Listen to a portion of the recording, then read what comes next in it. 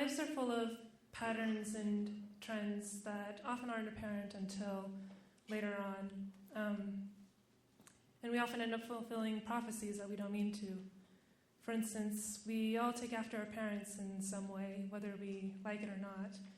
And I personally come from a family of hoarders, which makes me really, really paranoid.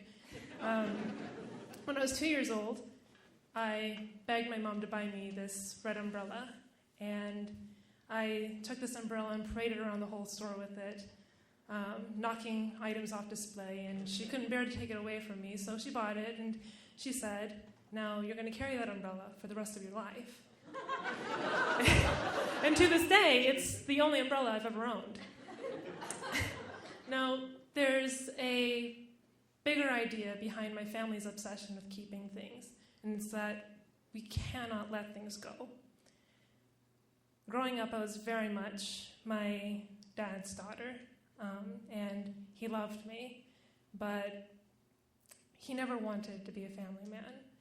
And periodically, he would leave, and he would come back, and he would always regret coming back. And he's very vocal about regretting coming back. And I understood at a very early age that family was a burden, so more than anything, I wanted to prove that I was independent so he could leave and he could be happy. But there is no one-sidedness in life.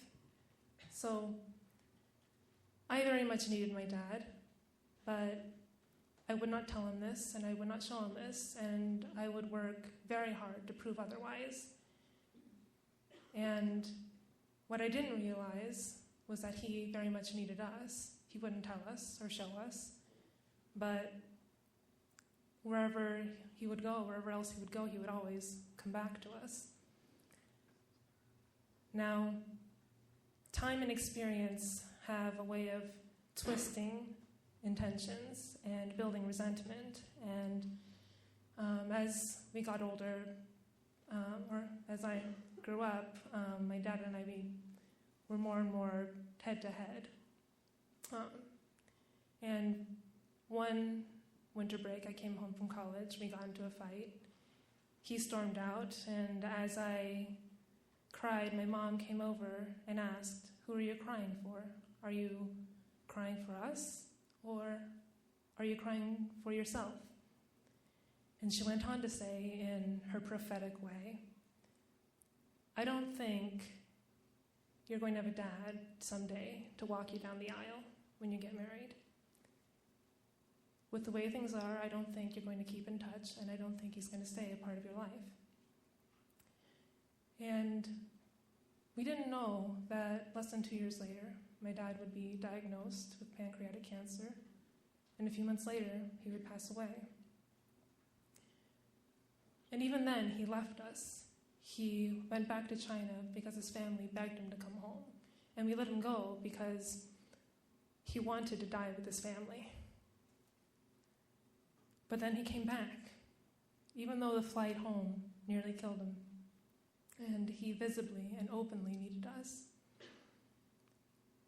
Losing my dad shattered my world.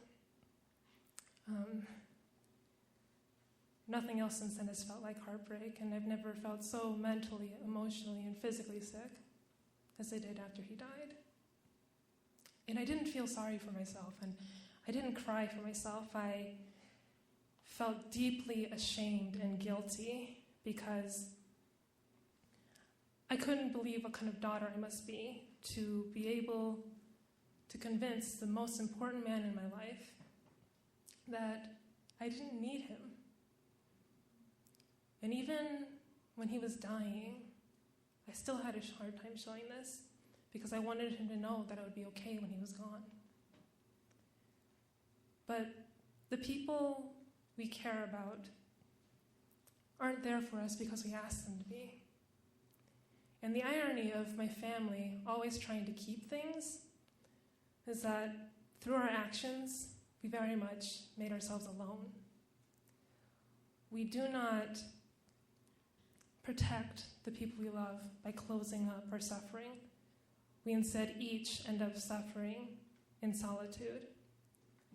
So, to break a trend, the biggest thing that I've learned has been to not let hardship make me cold or bitter, but to instead let it teach me to be compassionate and kind.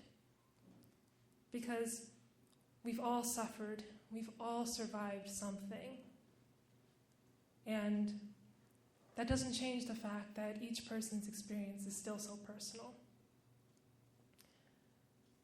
So if we can understand that another person's coldness or anger towards us isn't anything but an expression of their pain, then we can be kind even then, especially then.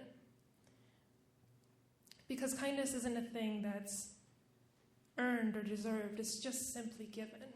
And as long as we can give kindness, then we know we've succeeded in keeping it and sustaining it in ourselves.